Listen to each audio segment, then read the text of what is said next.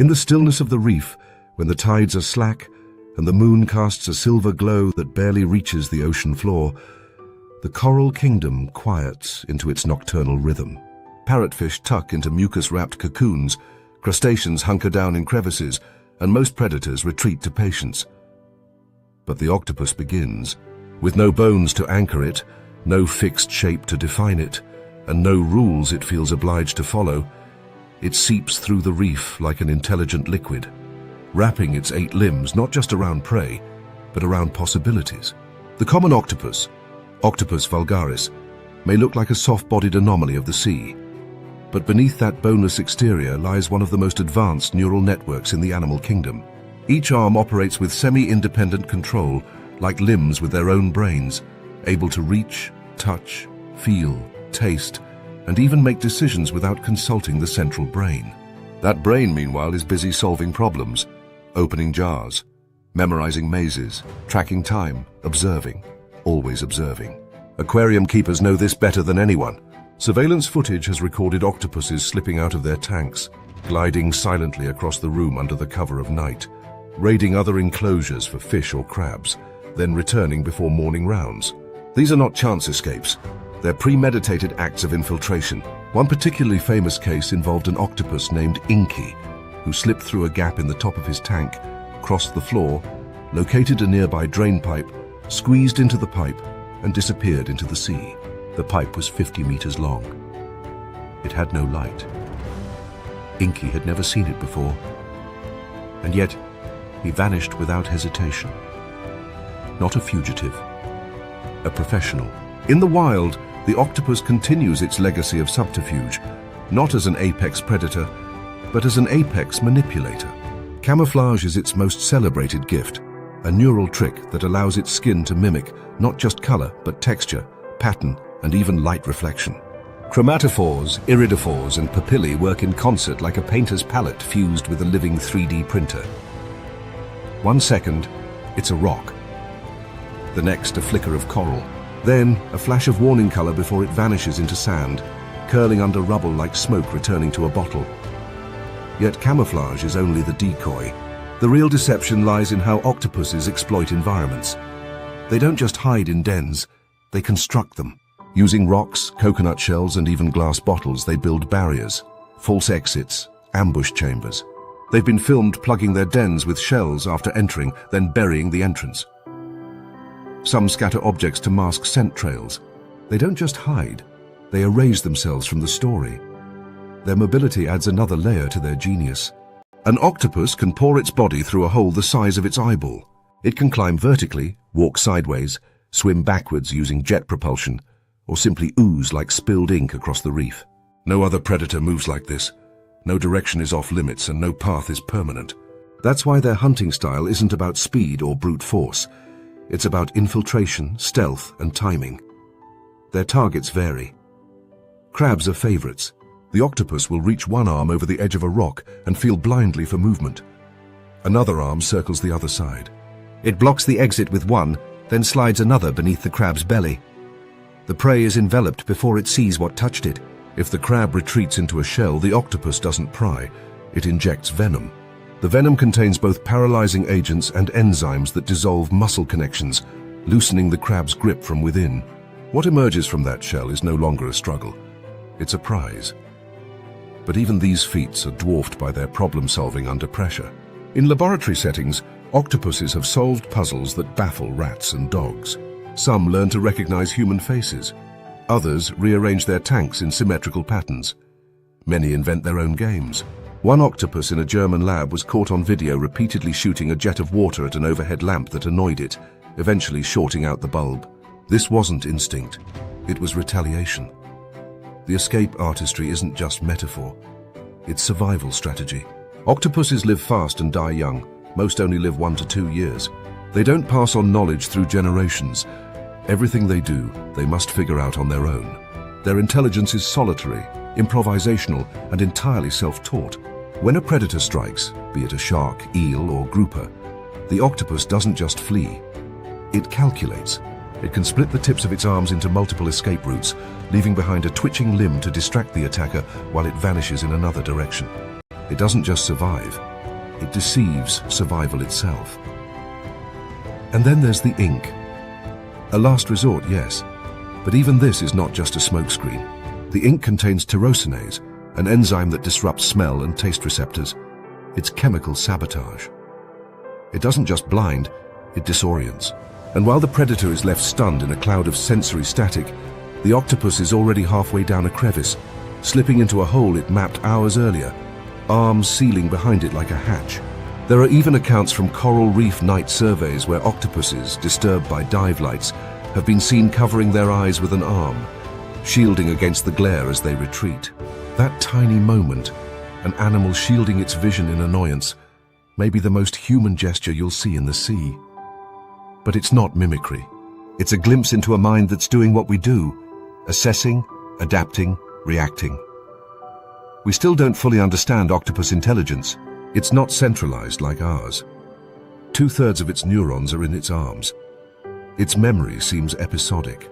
It dreams, twitching and changing colors during rest periods, perhaps replaying hunts or rehearsing new ones. Its logic, unlike ours, is non-verbal and decentralized, but no less effective. It is alien, not in appearance, but in cognition. And yet, when the reef dims and the sea quiets, you might see the faint ripple of limbs slipping through shadows, suckers testing the texture of a rock, and two horizontal pupils narrowing as they study you. Not curious, not afraid, just calculating. Because in the great underwater web of survival, octopuses don't follow the rules. They rewrite them and then disappear. Beneath the glint of a calm ocean surface, where the water shimmers like polished glass and everything below appears to flow in harmony, a different story unfolds, one that contradicts the pristine mythos of dolphins as smiling, benevolent companions of the sea. Dive deeper into the realm of bottlenose dolphins and you don't find innocence. You find hierarchy, control, strategy, even cruelty. In these crystal blue territories, the dolphins are not passive residents. They are the enforcers, and their rules are not always kind. A pod moves through the shallows with synchronized precision, cutting arcs around a school of mullet. At first glance, it appears like a ballet, flashes of silver fish against polished grey skin, the dolphins corralling prey with tight circular sweeps, their echolocation clicks pulsing through the water like sonar drums. But then, the performance shifts. One dolphin body slams a fish with its rostrum, launching it skyward. Another waits to intercept the stunned prey before it hits the surface. This isn't just feeding. It's coordinated, timed, and rehearsed. These predators are not reacting to chance. They're executing routines, choreographed with lethal flair. But the true complexity of dolphin behavior begins when the hunt ends. Dolphins live in tightly knit fission-fusion societies, where alliances are forged, broken, and reformed according to shifting priorities. In many regions, males band together in coalitions to increase access to females, defend territory, and dominate rival groups. These coalitions are not casual friendships. They operate more like criminal syndicates, long-term partnerships built on mutual benefit and enforced loyalty. In Shark Bay, Western Australia, males have been documented kidnapping females from other pods, holding them hostage for weeks, surrounding them constantly, herding them away from escape, and using coordinated tactics to block other males from interfering. This behavior isn't rare. It's systemic. And while it may not fit the human image of dolphins as gentle, intelligent peacekeepers, it reveals a far more unsettling truth. Their intelligence serves social manipulation as much as survival. The darker edge of dolphin society isn't a glitch. It's part of the operating system. Reports from around the world describe acts that veer disturbingly close to sadism. In one study, male bottlenose dolphins in Scottish waters were observed attacking harbour porpoises, chasing them down, ramming them at high speeds, and tossing them with their snouts. The porpoises were not eaten. There was no evidence of interspecies conflict over food. The attacks appeared unprovoked. Post-mortem analysis of the carcasses revealed broken ribs, damaged internal organs, and repeated trauma. This behavior has been repeated in several populations, including in the US and UK coastal waters. The motives remain unclear, but hypotheses include aggressive practice, social bonding through violence, or perhaps a misfiring of infanticidal behavior observed among dolphins toward their own calves. Even play takes on strange forms. In multiple cases, dolphins have been observed passing around inflated pufferfish, gently biting them, not to kill, but to stimulate the release of tetrodotoxin in small doses. This neurotoxin, in large quantities, is deadly. In microdoses, it may create a narcotic effect. After interacting with the pufferfish, the dolphins exhibit uncharacteristic sluggishness, floating near the surface, mouths slightly agape, appearing dazed. This isn't ordinary play. It's pharmacological experimentation, an underwater high. Their intelligence also allows for finely tuned social control. Within pods, dominance hierarchies are subtle but rigid. Dolphins use a wide repertoire of vocalizations, body postures and behaviors to assert authority, express irritation, or signal cohesion. A single tail slap can serve as a reprimand. A tightly arched leap can challenge another dolphin's proximity. Vocal signatures, unique whistles akin to names, are used not only for identification but also for recognition, alliance building, and at times vocal mimicry to deceive or disrupt others. What's striking is how much of this behavior unfolds below the surface, both literally and behaviorally. Humans watching from boats often miss the undercurrents of dolphin society. The breaches, the spins, the aerial displays are merely fragments of a vast social network in motion. Below the surface, a male may flank a female with two allies, keeping her locked in a triangular formation. Another pod may circle, emitting ultrasonic clicks to assert presence. A young dolphin might be harassed by older males for venturing too close to a rival group. These are not random encounters. They're calculated. And while cooperation is a hallmark of dolphin life, cooperative hunting, alloparenting, synchronized swimming, the same intelligence that enables such harmony also creates tension. Competition is high. Competition is. Juvenile males may form gangs, chasing and biting others, testing boundaries, establishing rank. Dominance is often enforced with physical contact, tooth rakes, shallow bites, body slams. The scars left behind form pale stripes on otherwise smooth skin, etched hieroglyphs of a brutal curriculum. Yet despite all of this, dolphins remain evolutionary marvels. Their brains are large, second only to humans in relative complexity, and feature expanded neocortices and limbic systems associated with emotion, empathy, and cognition. They recognize themselves in mirrors, respond to abstract symbols, understand syntax in artificial languages, and pass knowledge across generations. But that very intelligence is immoral. It does not guarantee kindness. It merely enables choice, and sometimes those choices echo our darkest impulses more than our noblest ones. Consider the complexity of a dolphin's mind. It can calculate water pressure to aim sonar clicks at prey buried under sand. It can learn from human trainers to perform sequences of behavior after hearing a single symbol. It can even grasp the concept of create something new and respond with improvised behavior never seen before. This is creativity. But again, creativity is not always benign. In captivity, dolphins have shown the capacity to manipulate, deceive, and even retaliate. Some have learned to withhold behaviors to bargain for better rewards. Others sabotage tasks given to rivals. One famously learned to hide litter in a corner of the tank, then turn in one piece at a time for food, outsmarting its trainers by creating a currency supply. So when you see a dolphin leap through a wave or ride a boat's wake, it's easy to romanticize the moment. But behind those grins is an evolutionary story far stranger and darker than most imagine. These animals are not just playful swimmers. They are strategic social architects operating within layered hierarchies, enforcing roles through pressure, punishment, and persuasion. In the crime world of the sea, dolphins are not the victims. They are the operators, the enforcers, the architects of control. And in some corners of the reef, they are the ones you don't cross. Down in the crevices of coral thickets where light thins into shifting ribbons and the water pressure hushes sound into a slow throb, the reef is a labyrinth. To the casual swimmer, it appears tranquil, an explosion of color and stillness woven into coral architecture. But beneath the surface of this fragile beauty lies one of the most calculated ambushes in the marine world, the moray eel. It doesn't patrol open water like a shark or chase like a tuna. It waits, patient, hidden, ready to let others make the noise while it calculates the perfect moment to strike.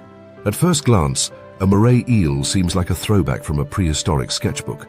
Its elongated serpentine body can reach over a meter in length, sliding through narrow tunnels with unsettling fluidity.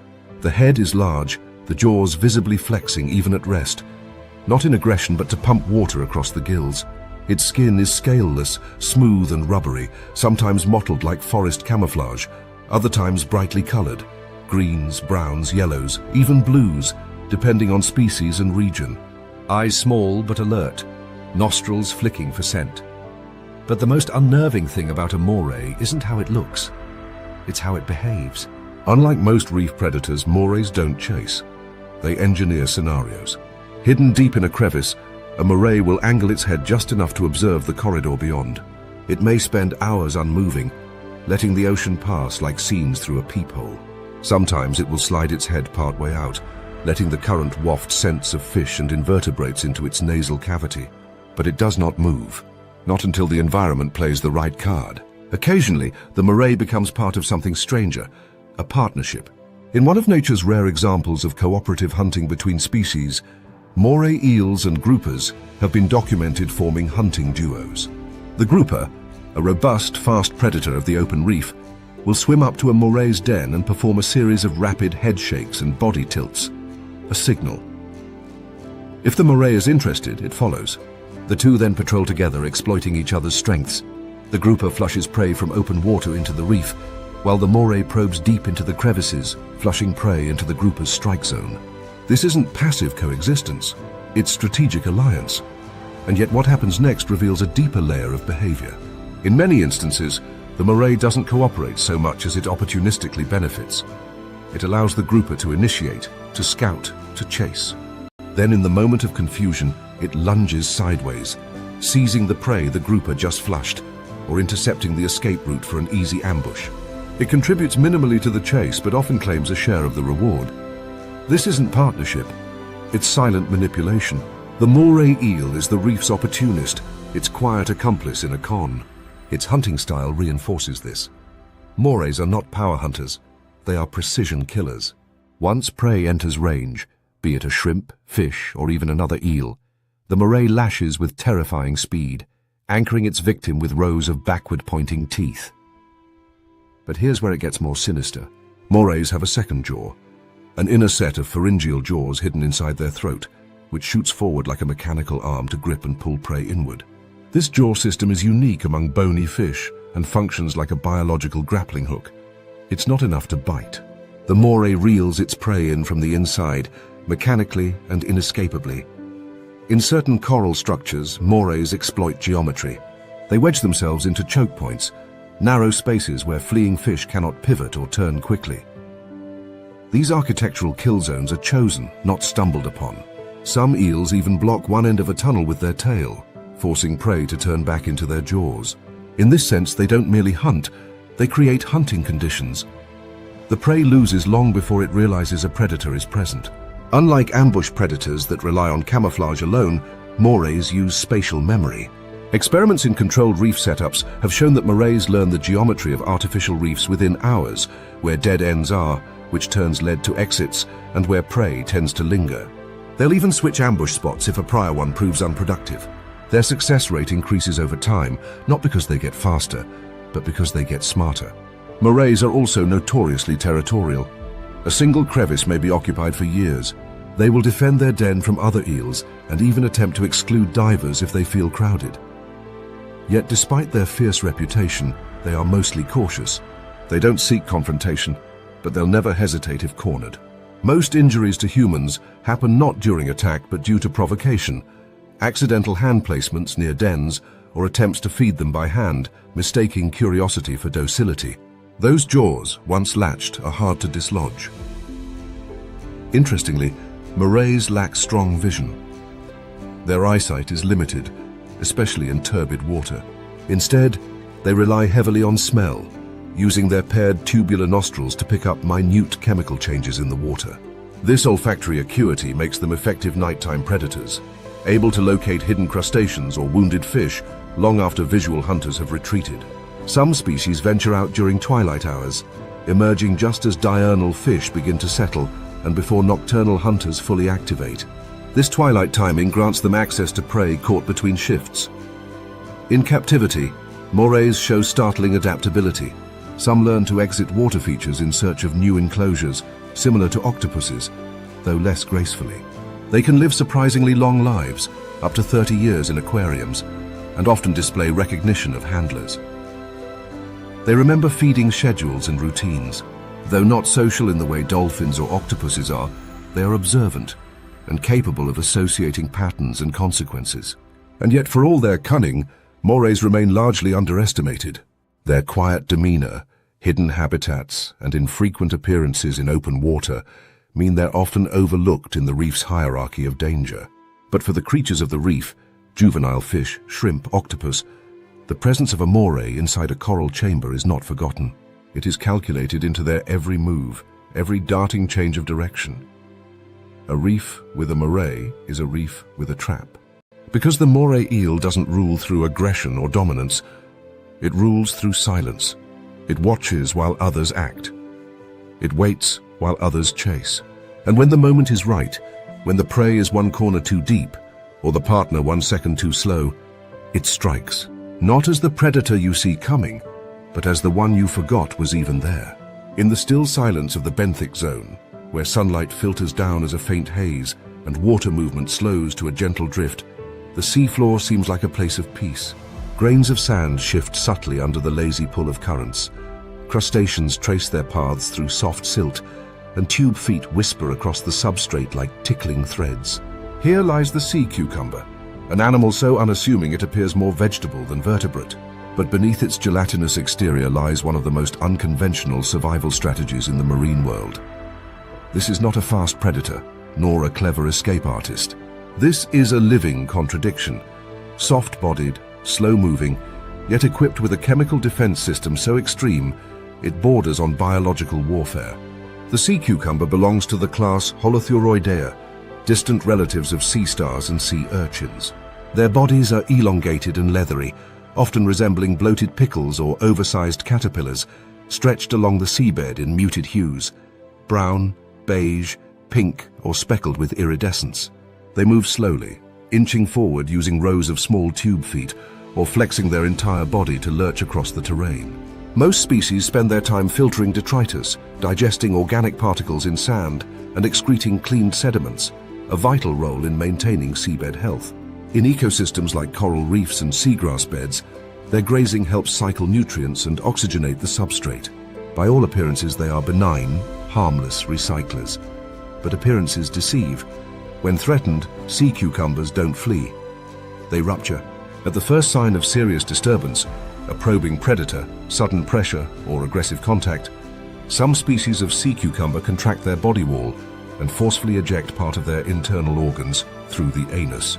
These aren't just random chunks of tissue. They are sticky, toxic strands of gut lining known as Cuvierian tubules. The ejection is sudden, forceful, and visibly shocking. In a cloud of mucus and intestinal tangle, a predator like a crab or fish finds itself ensnared, struggling against adhesive filaments laced with toxins that can paralyze or severely irritate gills and skin. This violent self-disembowelment is not fatal. Remarkably, sea cucumbers can regenerate the lost organs over the course of several weeks. But the process costs energy. It's not a move made lightly. Yet in some regions, particularly marine protected areas where predation pressure is lower, researchers have observed sea cucumbers deploying this tactic not just defensively, but aggressively.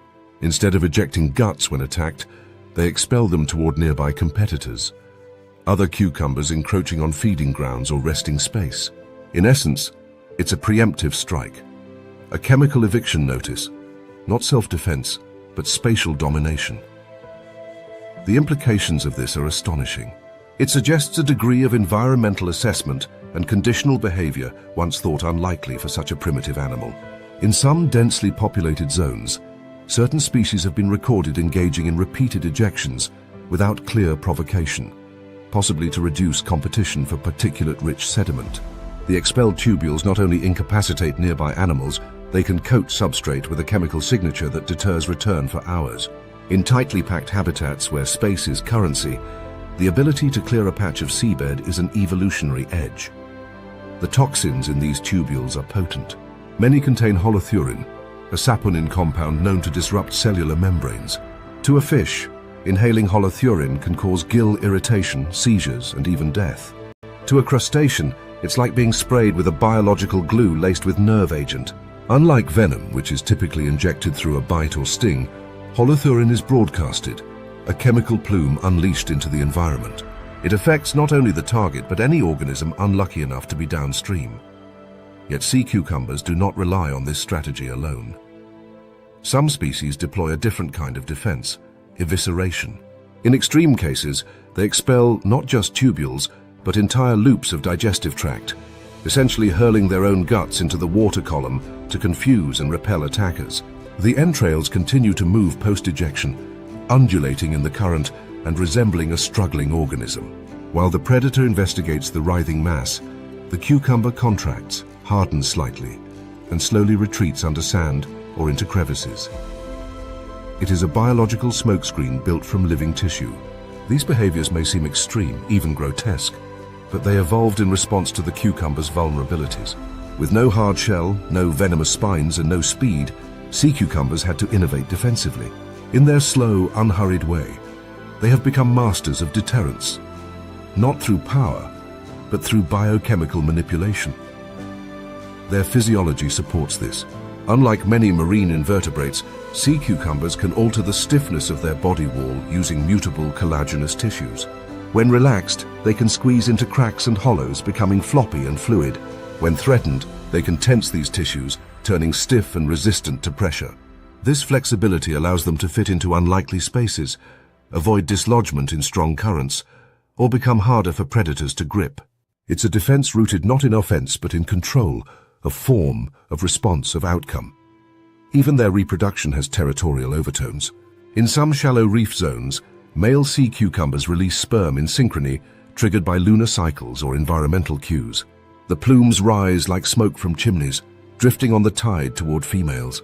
But where density is high, competition can lead to premature spawning, with individuals releasing early to flood the field, reducing the chance of rivals' gametes fertilizing available eggs. It's quiet warfare, written in reproductive timing. And then there's their role in the ecosystem. Sea cucumbers, despite their brutal defense strategies, are foundational engineers. By digesting detritus and excreting it as cleaner sand, they contribute to the sediment structure of the seabed. Their burrowing increases oxygen penetration. In areas where sea cucumber populations collapse, often due to overharvesting for the international trade in dried sea cucumbers, known as bêche de mer, reefs suffer. Algal blooms increase, bacterial loads rise, the substrate hardens. These creatures, slow and strange, are critical to the balance of benthic life. But even here, crime creeps in. Overharvesting has made some species scarce, triggering fierce competition among remaining individuals. In certain regions, smaller or younger cucumbers are more frequently targeted by gut ejections, perhaps because older individuals, having learned or evolved through selection, use their chemical tools not only to survive, but to dominate what remains. The reef is a battlefield of patience and persistence, and sea cucumbers, once overlooked, are proving to be far more proactive than passive. In the hierarchy of marine deception and disruption, the sea cucumber is the least expected saboteur. It doesn't move fast. It doesn't strike with jaws or venom. Instead, it weaponizes its own body as a slow-release grenade, a chemical threat in gelatinous form. And when the current clears, what's left is not a predator on the prowl, but a stretch of seabed that now belongs, unchallenged, to the gut bomber of the reef. In the warm shallows of the Western Atlantic and Caribbean Sea, where sunlight casts a wavering mosaic over coral heads and swaying sea fans, a silent predator glides with deceptive grace. Its movement is unhurried, almost theatrical. Fan-like pectoral fins flare like a parade of feathers, trailing behind a body clad in red, white, and chocolate-striped armor. Delicate venom-tipped spines line its back like a crown of blades. It is beautiful, it is lethal, and it doesn't belong here. This is the lionfish, a species native to the Indo-Pacific, but now a dominant and disruptive presence across entire reef systems, half a world away. Unlike other invaders that stumble into new territories and struggle to adapt, the lionfish has not only survived, it has thrived, it has colonized, and it has done so with a level of biological advantage that borders on criminal ingenuity. The lionfish's story in the Atlantic is a case study in ecological subversion. Likely introduced through the aquarium trade in the 80s, either by storm damage or human release, the first recorded sightings off the Florida coast were dismissed as anomalies. But within 2 decades, lionfish populations exploded. Today they occupy thousands of square kilometers across the Atlantic, Caribbean and Gulf of Mexico, with densities sometimes surpassing those in their native range. They didn't just integrate into the food web, they bulldozed their way in. What makes their invasion so effective isn't aggression or speed, it's stealth. Lionfish are equipped with a rare evolutionary advantage: chemical invisibility. Many prey fish rely on olfactory cues in the water, minute chemical signatures left by predators to detect threats. But lionfish don't emit the right signals. To these prey species, the lionfish is scentless, ghost-like. Juvenile fish hover unaware until too late. Shrimp fail to scatter. Small reef fish move in predictable patterns right into its path. It's as if a bank robber entered with no shadow, no reflection, and no alarm trigger. A predator that doesn't exist until the moment of impact. Its hunting style reflects this quiet dominance. The lionfish doesn't chase, it corners. With its massive fanning pectoral fins, it herds prey into confined spaces, against coral, into crevices, or simply between its fins. It then lunges with a short burst, opening its mouth with such velocity that it creates a suction force, pulling prey inward in milliseconds. There is no second strike. Once in range, escape is mathematically improbable. The prey disappears without a splash, without a cry, swallowed by a predator that never gave warning. And it does this repeatedly. A single adult lionfish can consume over 50 small fish in a day. In heavily invaded areas, they have been shown to reduce native fish recruitment on reefs by more than 90%. Species that play essential roles in reef health, algae grazers, cleaners and herbivores, vanish, destabilizing the ecological fabric. It's not just predation, it's ecosystem sabotage. Lionfish aren't invincible, but in the Atlantic they might as well be. Unlike in their native Indo-Pacific range, where groupers, eels and other large predators keep them in check, Atlantic lionfish face no natural enemies. Their venomous spines deter most would-be attackers. Their behavior is unfamiliar to local hunters. And because they reproduce rapidly, females can release up to 30,000 eggs every few days. Their population can rebound faster than control measures can respond. Even their reproduction has an edge. The eggs are encapsulated in gelatinous mucus, which floats and disperses widely via currents. This egg mass is both toxic to many potential consumers and hydrodynamically designed to spread far. A single pair of lionfish can seed hundreds of kilometers of coastline over a season, with larvae drifting on oceanic highways to new territories. There is no central nest, no territory to protect, only expansion, relentless and untraceable.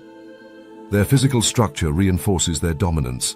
The dorsal, pelvic and anal spines are not just for show, they are tipped with venom capable of causing excruciating pain, tissue necrosis, and in rare cases, systemic shock in larger predators or humans. The venom is primarily defensive, but it reinforces their status as untouchables. Juvenile sharks have been seen approaching lionfish only to retreat after a single encounter. Predators learn quickly. This fish isn't worth the risk. Divers and conservationists, aware of the growing crisis, have launched counter-efforts. Organized lionfish culls are common across the Caribbean, where trained divers spear and remove lionfish by the hundreds. The meat, ironically, is delicious, flaky, white and mild, spawning a campaign to eat the invader. Lionfish derbies, citizen science tagging programs and culinary outreach have been implemented across the region. And yet, despite local successes, the overall invasion continues. Their spread isn't linear, it's fractal. Every reef, every ledge, every submerged structure becomes a potential outpost. What makes the lionfish particularly insidious is how it alters the behavior of other species. In reefs where lionfish densities are high, native fish become more cautious, feeding less and schooling tighter. The community becomes anxious, reactive. Some herbivorous fish abandon open grazing, which leads to algal overgrowth, a threat to coral health. Lionfish don't just consume, they unsettle. Their presence reshapes the daily rhythms of an entire ecosystem. Back in the Indo-Pacific, lionfish are respected but not feared. They fit. They are part of a system that has evolved alongside them for millennia. But in the Atlantic, they are foreign, unmatched, and unsupervised. They are the gangsters of the reef, untraceable, untouchable, and devastatingly efficient. If the octopus is the cunning escape artist, and the dolphin the manipulative tactician, the lionfish is the uninvited enforcer, quiet, calculated, and utterly disruptive. Its rise in foreign waters is a warning about how finely tuned ecosystems truly are. It's not just about which species exist, but how they interact, how they counterbalance, and how easily the entire equation can collapse with one new variable. In the end, the lionfish doesn't roar. It arrives unannounced, stings without warning, eats without pause. And as it fans its ornate fins over yet another patch of coral rubble, it offers no explanation, only silence, and the absence of those it has replaced. In the shallow coastal mudflats of Southeast Asia, where the water runs tea-stained from mangrove tannins and the bottom shifts like a silken quilt of silt, something remarkable glides across the seafloor. At first, it appears to be a banded sea snake, undulating in sinuous arcs, black and white stripes trailing behind a body that never quite lifts from the sediment. Then, without warning, the pattern softens, the body flattens, and the creature morphs into a flounder, both eyes now set on one side, fins stretching wide as it drifts sideways over the bottom. Within seconds, it lifts again, arms reconfiguring like pliable scaffolding, and now it's a lionfish, spine-like appendages flared in a show of venomous beauty. But this is none of those things. This is Thomoctopus mimicus, the mimic octopus, and nothing it presents is what it truly is. Unlike its reef-dwelling relatives, the mimic octopus lives in silty, open plains, monotone habitats where camouflage by coloration alone is rarely enough. These environments lack the high-contrast coral architecture that other octopuses use for cover. Here, the terrain is soft, featureless, and exposed. Evolution, in response, did not grant this octopus better speed or stronger weapons. It gave it impersonation. The mimic octopus isn't the only cephalopod to change shape or color. Most octopuses can shift patterns rapidly thanks to chromatophores, pigment-filled cells that expand or contract to create a living skin display. Iridophores reflect light, adding shimmer, while papillae raise or smooth the skin to mimic textures like coral or rock. But the mimic octopus takes this further. It does not simply blend, it performs. The species was first described in the late 90s off the coast of Sulawesi, Indonesia. Initial observations startled researchers, not just because of the color change, but because the animal clearly altered its body language to mimic specific species, and not just any species, dangerous or unpalatable ones. When threatened by territorial damselfish, the octopus tucked 6 arms into its burrow and raised the remaining 2, stiff and banded, waving them like the twin heads of a sea snake. Sea snakes, especially Laticauda species, are aggressive fish hunters. Damselfish flee from them. The act worked. But mimicry doesn't stop at intimidation.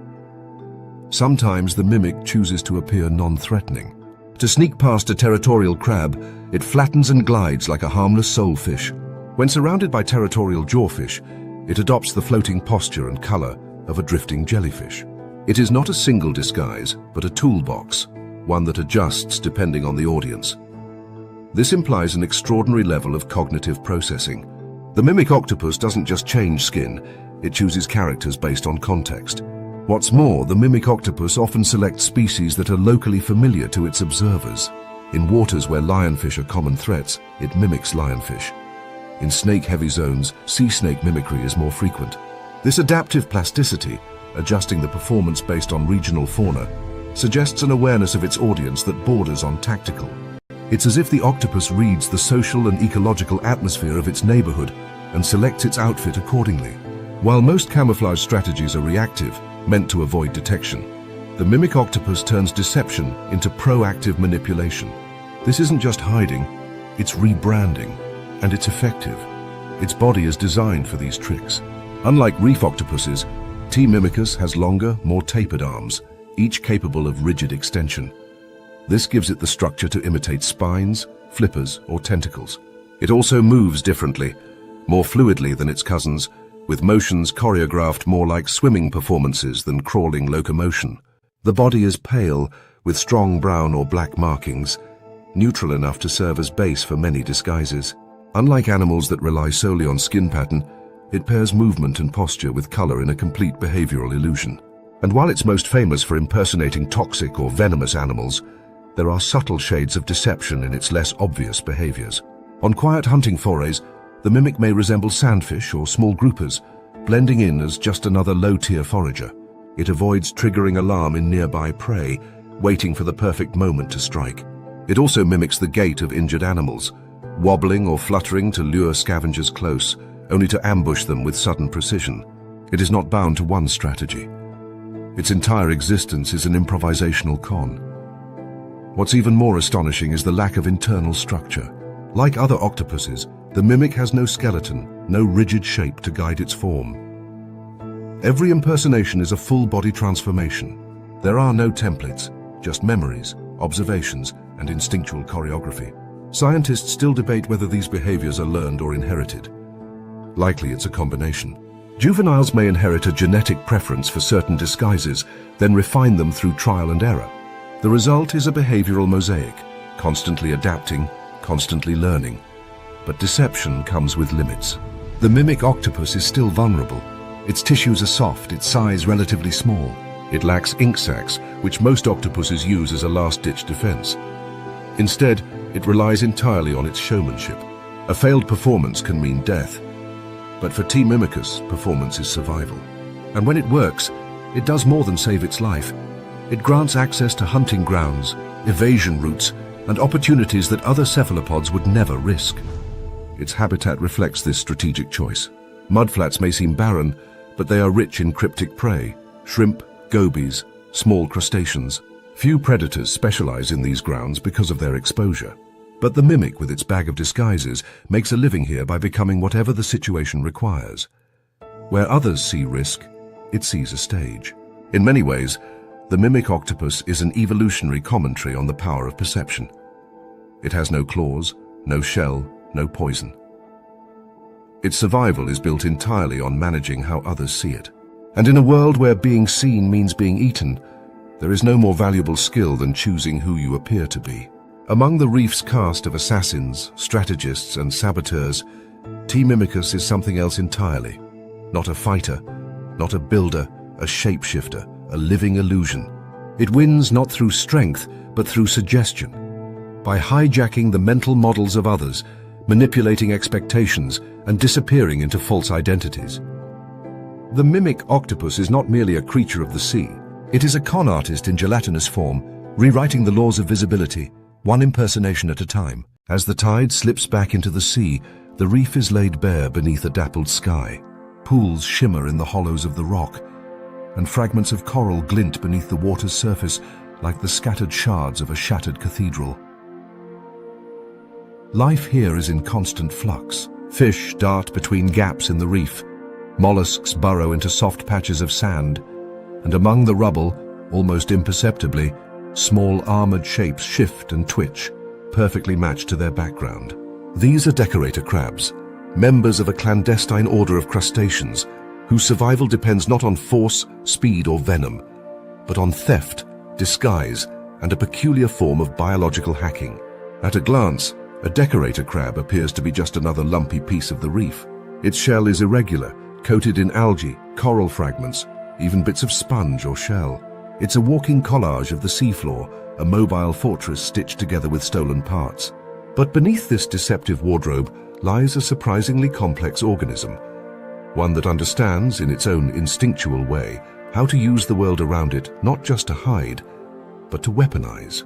The crabs belong to various families across the superfamily Majoidea, and while not all are decorators in the strict sense, the behavior is widespread. What sets them apart isn't merely their ability to attach material to their shells, it's their selection process. These animals don't decorate randomly. They are selective. Some prefer toxic materials like stinging hydroids or venomous sea anemones, using living organisms as defensive turrets. Others focus on camouflage, choosing soft algae or sponges that blend into their specific habitat. And some combine both, blending in while ensuring that anything trying to eat them will regret the attempt. The modification process is meticulous. With specially adapted hooked setae, stiff hair-like structures that act like Velcro, These crabs anchor bits of living tissue and debris onto their exoskeletons. Using their claws like tweezers, they snip, shape, and place items onto their backs, legs, and claws. The process can take hours, but once the armor is assembled, it is worn constantly, updated and repaired as needed. If a piece falls off, it is replaced. If the crab molts, it starts the process again from scratch, often salvaging old pieces from its shed exoskeleton before predators or competitors can. But what's most fascinating is not just the attachment of armor, it's the strategic theft behind it. Decorator crabs often borrow from live sources. They'll clip off pieces of poisonous anemones or hydroids, carrying them away in their claws like prized contraband. Some even coax small sea anemones to live permanently on their shells, forming a symbiotic relationship where the crab gains defense and the anemone gains mobility and food scraps. This isn't just armor. This is living, growing biological infrastructure. In some species, crabs go a step further. They have been documented stealing shells, ornaments, and even decorations from other crabs, especially during molting, when the exoskeleton softens and individuals become vulnerable. A crab in need of better defense might stalk a neighbor, snip away its best sponge fragment or anemone turret, and flee before retaliation. These acts, though seemingly simple, suggest a surprising level of spatial and visual processing. The crab isn't just reacting, it's assessing value, location, and timing. It's burglary, scaled down to 6 legs. This behavior begins early. Juvenile crabs, only millimeters across, begin decorating themselves soon after hatching. Initially, they use whatever is available, often microalgae or sediment, but as they grow, they begin selecting with greater sophistication. Some species, like Camposia retusa, use soft corals with known chemical defenses. Others prefer fire sponge or toxic tunicates. It's not enough to blend in. They want consequences for any predator that makes a mistake. And make no mistake, the threats are real. Decorator crabs are slow, small, and otherwise vulnerable. They cannot outswim predators like groupers or wrasses, nor do they possess the crushing claws of larger crabs like the coconut crab or stone crab. Their defense is psychological. They bet everything on looking like nothing, or worse, like something dangerous. Fish that taste hydroid once seldom try again. Moray eels that get a mouthful of sponge quickly learn to spit. Some decorator crabs go beyond defense and venture into what can only be described as visual sabotage. By blending into their environment too well, they can also ambush small prey. They aren't true predators in the conventional sense, but when opportunity strikes, a brine shrimp brushes too close, or a worm emerges to feed, they can snatch it with surprising speed. In these cases, the armor becomes more than protection. It becomes a veil behind which opportunism flourishes. This strategy is mirrored in their reproductive behavior. During mating, males will sometimes remove or rearrange the decorations of a female, not to harm her, but to gain access or signal intent. Some species are known to pause their decorating entirely during vulnerable periods, preferring speed over stealth. These behavioral shifts suggest that the armor isn't just a reflex, it's a tool adapted to changing circumstances. The crab doesn't simply wear its environment, it negotiates with it. Even humans have found themselves inadvertently involved.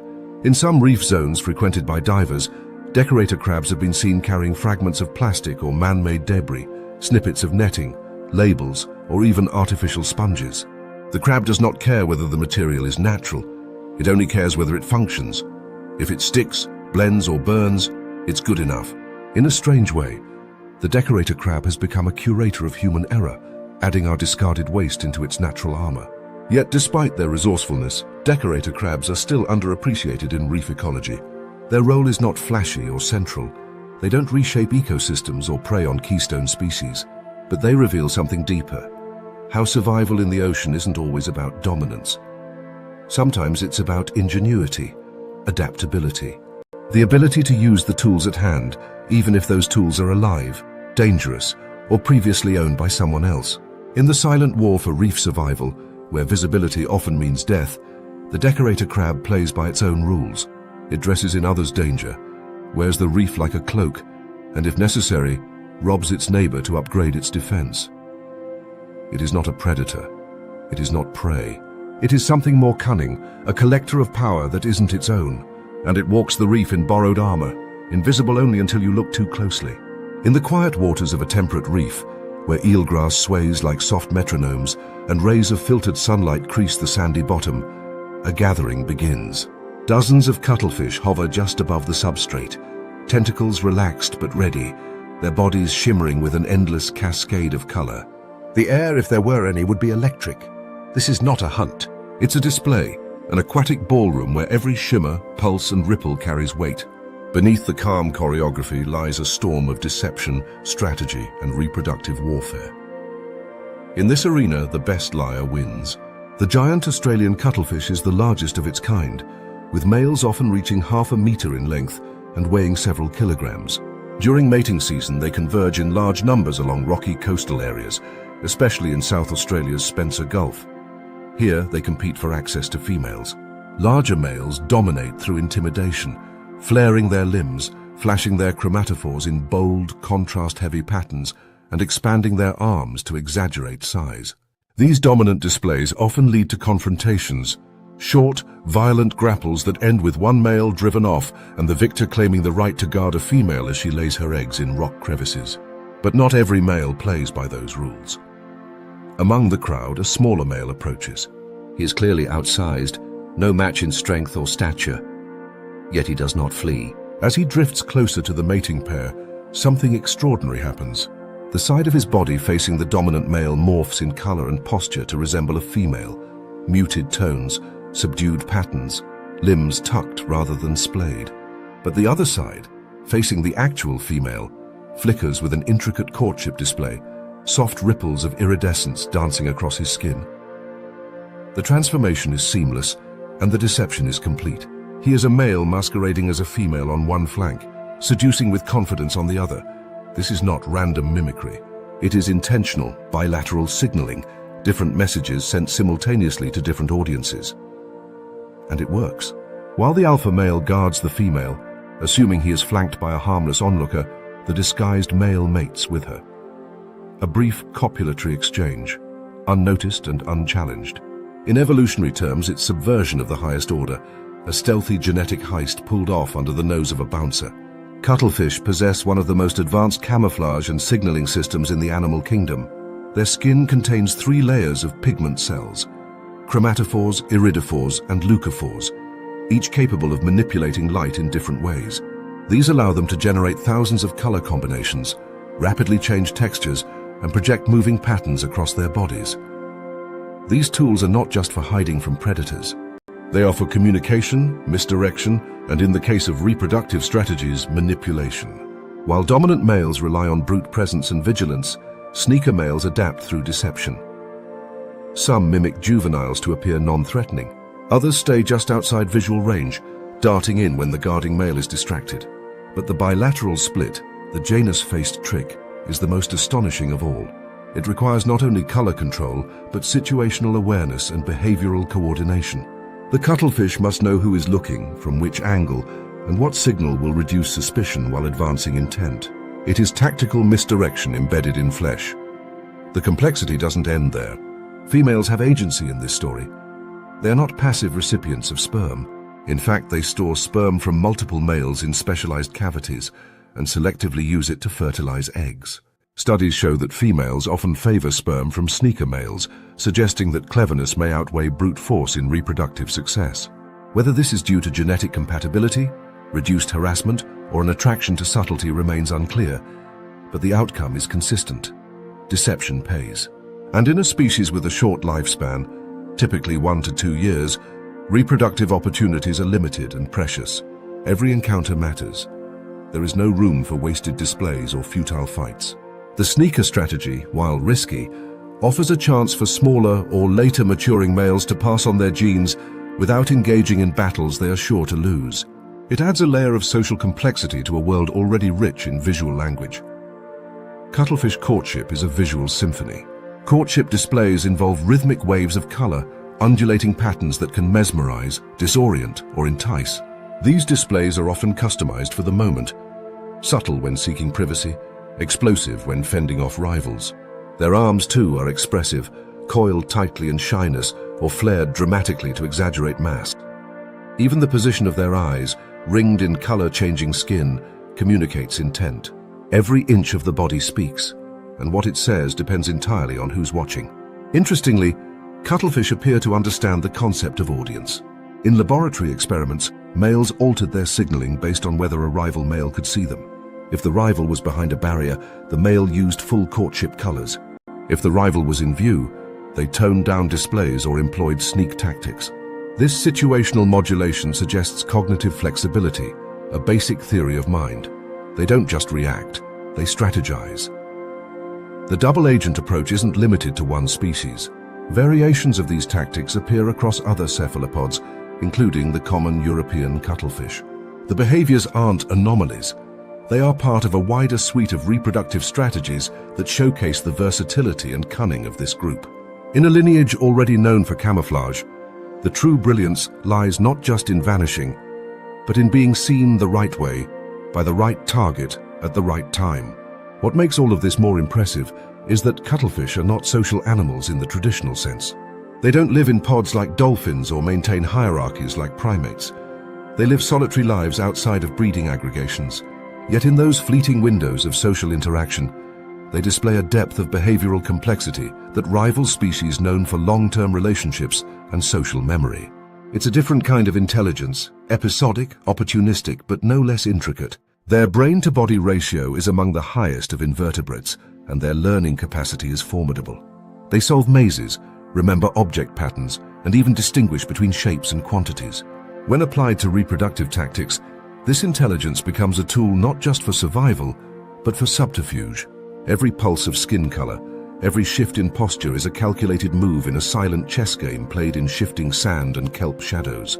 So while much of the marine world is governed by brute contests and open displays of power, the cuttlefish writes a different rulebook.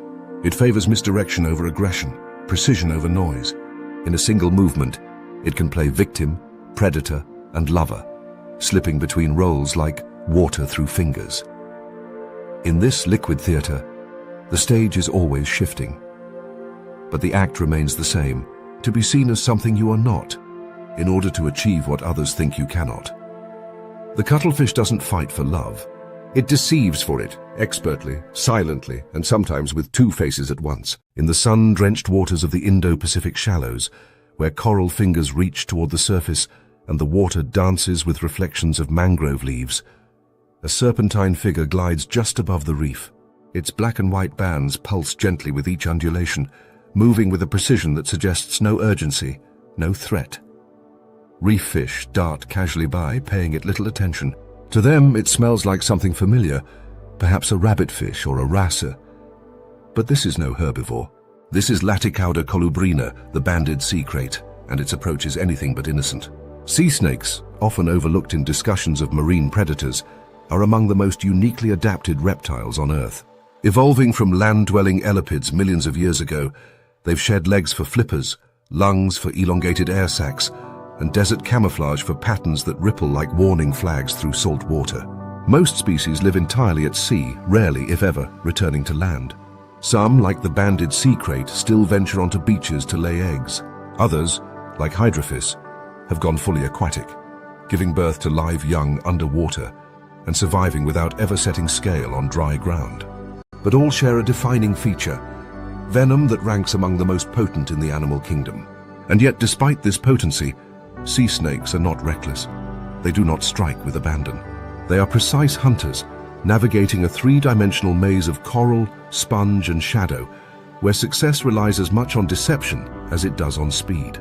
In recent years, researchers have uncovered evidence that one of their most effective tools isn't visual camouflage or raw speed, but chemical misdirection. Sea snakes, it appears, are masters of olfactory mimicry. For a long time, the emphasis in predator-prey dynamics underwater focused on sight and motion. But in the microcurrents of the reef, scent carries powerfully. Many fish and invertebrates navigate their world through chemoreception, detecting trace chemicals in the water to identify food, mates, and threats. Sea snakes have learned to exploit this system. By masking their own chemical signature, or even mimicking the scent profiles of non-threatening species, they can move through sensitive zones undetected. The effect is similar to forging ID in a scent-based society. The predator pretends to be someone else, gains access, then strikes. This olfactory fraud doesn't happen through conscious thought, but through evolved physiology. Studies on sea snake skin secretions suggest that some species can suppress or modulate their natural scent emissions, minimizing cues that would alert prey. In some scenarios, they may even pick up ambient scent particles, either through behavior like rubbing against sediment or passive diffusion, allowing them to blend in with the chemical backdrop of their environment. A snake approaching a school of gobies doesn't smell like a snake. It smells like another fish. By the time the illusion breaks, it's already too late. This strategy becomes especially useful when targeting species that rely heavily on smell to detect danger. Small benthic fish, crustaceans, and even certain cephalopods initiate escape responses not based on sight, but on chemical change in the water. A moray eel emits distinct olfactory markers. A shark's arrival is a perfume of death. But a sea snake that masks its trail can slip into range undetected, wrapping its body around prey with shocking speed and injecting venom so fast that escape becomes irrelevant. The strike is swift, the death silent. The only warning was a lie. Beyond hunting, this olfactory manipulation may also serve in predator avoidance. Sea snakes, despite their venom, are preyed upon by tiger sharks, sea eagles, and occasionally large groupers. By emitting a scent profile that mimics non-edible species, or suppressing their own, sea snakes may reduce the risk of unwanted attention. This form of scent deception functions like ghosting in the ecological network, to exist without being found. Adding to this complexity is the fact that sea snakes lack Jacobson's organs, a feature common in terrestrial snakes used to analyze scent particles. Instead, they rely on tongue flicking to collect chemical cues and specialized olfactory receptors within their nasal cavities to interpret them. Their tongues are reduced and paddle-like, adapted to sample water rather than air. Despite this, their chemosensory capabilities remain acute, suggesting a sophisticated underwater sensory world that remains largely invisible to us. But deception isn't limited to scent. Sea snakes use mimicry in movement and behavior too. Some species adopt the posture and swim patterns of less threatening fish. Others flatten their bodies to resemble floating seaweed or slip between coral branches like eels. Combined with their chemical disguise, these strategies create a multi-layered illusion. To an observer relying on smell, motion, and pattern, the predator is everything it shouldn't be, until it strikes. The banded sea crate, one of the more studied species, demonstrates a hybrid approach. When on land, it moves with awkward effort, dragging its body over sand and rock. But in water, it becomes fluid and deliberate. It hunts in crevices, rooting out eels and small fish with a flickering tongue and a slow, deliberate coil. Its venom, neurotoxic and fast-acting, allows it to immobilize prey in moments. But rarely does it chase. Instead, it gets close, deceptively close, and ends the hunt before the prey knows it began. In certain reef systems, sea kraits are observed hunting cooperatively with fish species like goatfish or trevallies. The fish stir up prey from sandy bottoms, while the snake investigates the crevices into which those prey flee. This unlikely alliance, though temporary, shows that sea snakes can coexist and interact with species they might otherwise target, perhaps aided by their chemical disguise, which prevents the fish from treating them as a threat. Whether accidental or an evolved tactic, the result is the same: shared success. Yet even the best lies unravel eventually. Some reef inhabitants have developed partial resistance or suspicion. Juvenile fish raised in high snake density areas show faster response times, darting away more rapidly than counterparts from low snake zones. Some shrimp species have adapted to detect movement cues that bypass the scent system altogether. The arms race continues. Still, in the hierarchy of marine manipulation, sea snakes remain a class apart. They do not brute force their way through the ecosystem. They manipulate its rules, insinuate themselves between its sensory systems, and exploit its blind spots. Theirs is a strategy built not on power, but on the ability to pass unnoticed. In the shadowy world beneath the surface, where every ripple carries a story and every chemical trace a warning, the sea snake whispers a false one. It glides, scentless and silent, a lie wrapped in scales, and the reef listens, but hears nothing.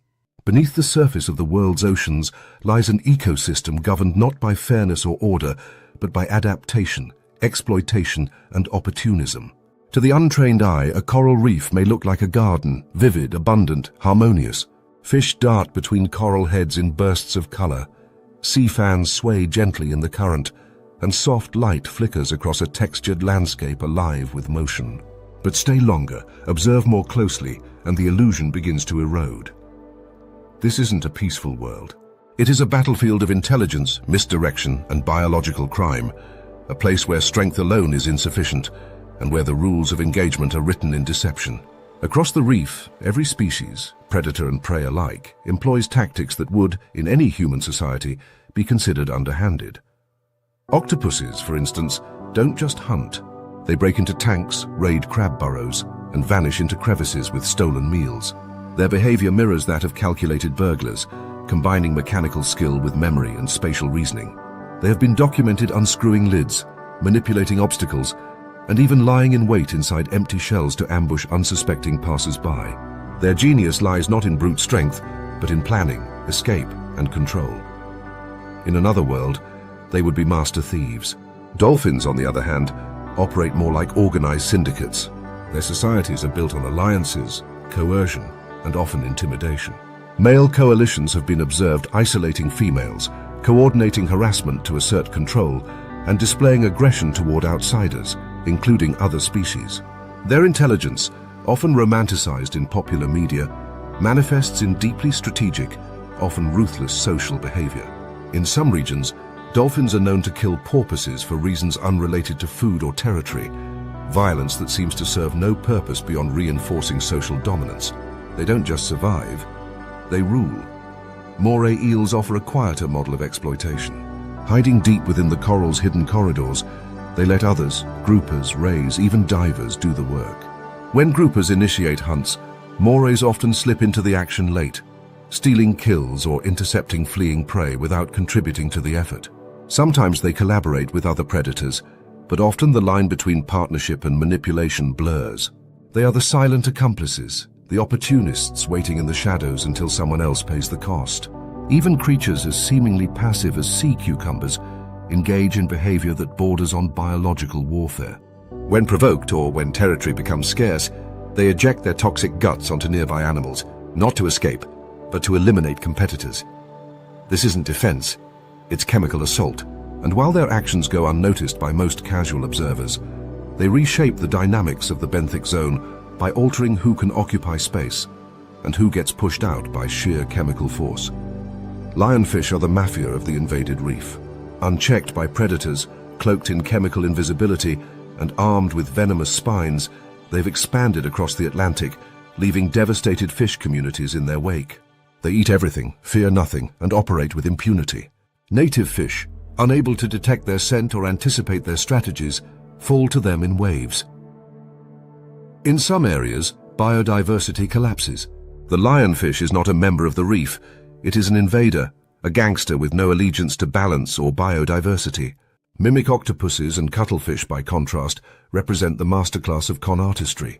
They manipulate perception at every level, using their skin as a projection screen and their limbs as puppeteering tools. One moment a sea snake, the next a lionfish, the next a harmless flounder.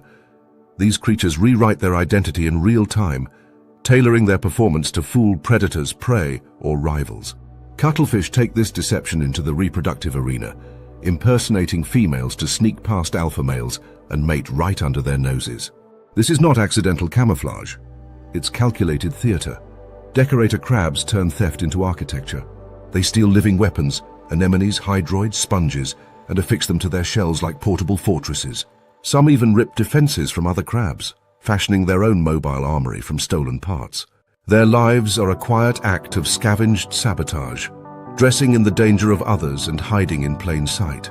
If they were larger, they'd be seen as tanks. But at their scale, they are guerrilla agents of deception. And then there are the sea snakes, weaving silently between coral heads with a scent profile stolen from others. Recent studies suggest some species chemically impersonate harmless reef fish to avoid detection by prey or predators. Their venom is fast, their strike surgical, but it is their ability to bypass the reef's olfactory alarm system that truly makes them deadly. They are ghosts, sensed too late if at all. What ties all of these species together isn't their lineage or their role in the food web. It's their use of strategy over strength, of manipulation over mayhem. The reef does not reward the loudest or the largest. It rewards those who can outthink, outmaneuver, or outlast. In the open sea, a predator's success is limited by energy cost. Chasing prey across a reef burns calories. Ambush, deception, and theft, by contrast, are efficient. These behaviors are not rare exceptions. They are the operating system of the ecosystem. Even prey species have adapted accordingly. Some fish mimic the appearance of more dangerous species to deter attacks. Others feign death or injury to lure predators into disadvantageous positions. Some crustaceans build false burrow entrances or scatter decoys to confuse their pursuers. The reef is a theater of lies, where every movement, every pattern, every ripple of color might conceal a deeper motive. In this world, justice is not a force, it's a vulnerability. There are no referees, no enforcers of fairness. What survives is what adapts, even if that means subverting the very structure that supports it. Symbiosis and mutualism exist, but even these are fragile. Balanced on mutual need, constantly renegotiated, and quick to collapse if one partner learns to cheat. Cleaner fish can become biters. Hosts can expel symbionts.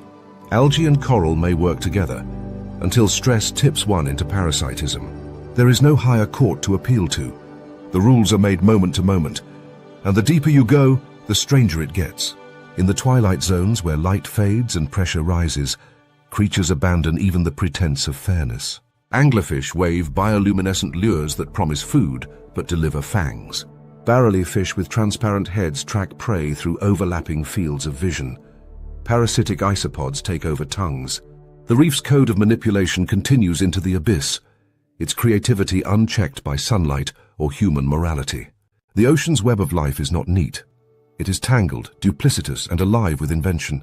Every trick, every strategy, every exploit is a note in a vast, dissonant symphony of survival.